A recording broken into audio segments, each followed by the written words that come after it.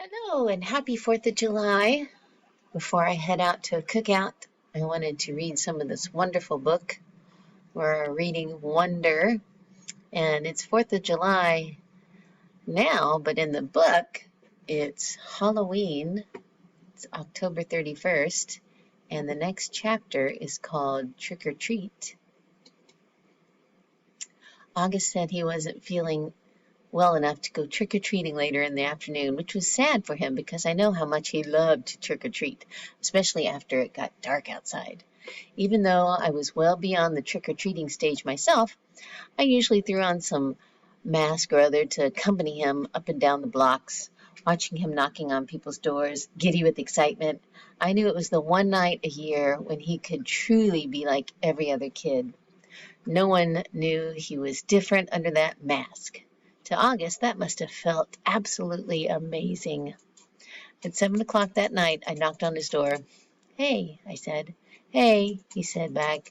He wasn't using his PlayStation or reading a comic book. He was just lying in his bed looking at the ceiling. Oh. Daisy, as always, was next to him on the bed, her head draped over his legs.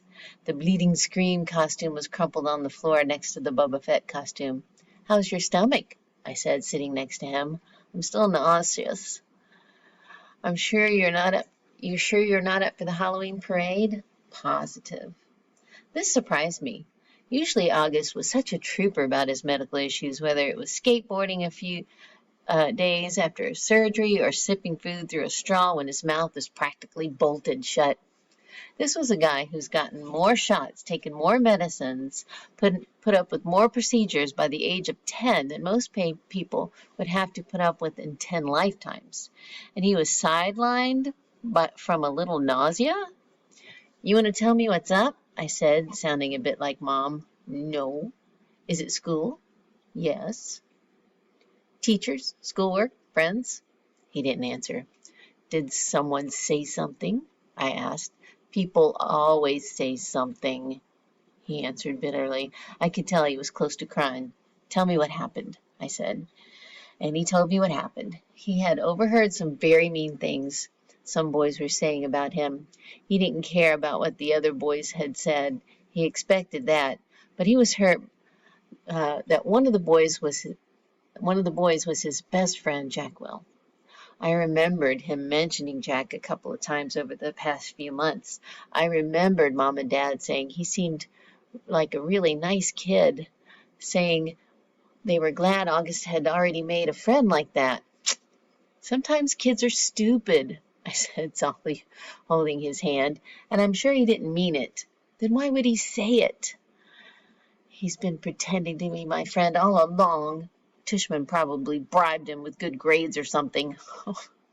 I bet you he was like, "Hey, Jack, if you want to make friends with the freak, you don't have to take any tests this year." You know that's not true, and don't call yourself a freak. Whatever. I wish I'd never gone to school in the first place. "But I thought you were liking it." "I hate it." He was all angry all of a sudden, punching his pillow. "I hate it, I hate it, I hate it." He was shrieking at the top of his lungs. I didn't say anything. I didn't know what to say. He was hurt. He was mad. I gave him a few more minutes of his fury. Daisy started licking the tears off his face. "Oh, come on, Augie," I said, patting his back gently. "Why don't you put on your Jango Fett costume and—" "It's a Boba Fett costume. Why does everyone mix that up?"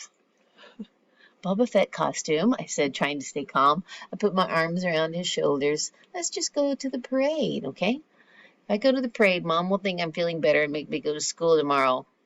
"Mom would never make you go to school," I answered. "Come on, Augie, let's just go. It'll be fun, I promise. And I'll let you have all my candy." He didn't argue. He got out of his bed and slowly started pulling on his Boba Fett costume. I helped him adjust the straps and tighten the belt, and by the time he put on his helmet on, I could tell he was feeling better. Well, that'll be a short one, since I'm out to celebrate the holiday.